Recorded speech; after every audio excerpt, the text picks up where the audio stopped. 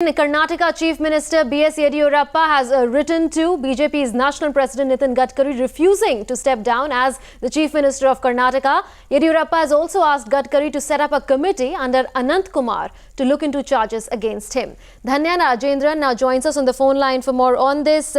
Dhanya, the Chief Minister is refusing to step down, but isn't it surprising that he's asked for a committee to be headed by his political rival Anant Kumar to look into charges against him?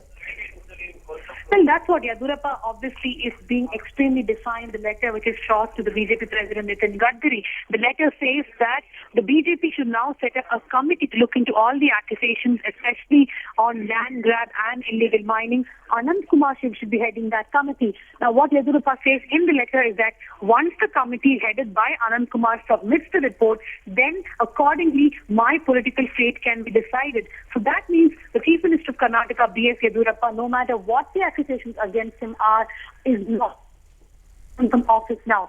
As of now, he's being defiant. He will stay in office no matter if the Lokayukta report indicts him, does not indict him. He says let the BJP take a call as to what should be done with my political fate, and there should be a committee which studies into all the allegations. Let the results come out.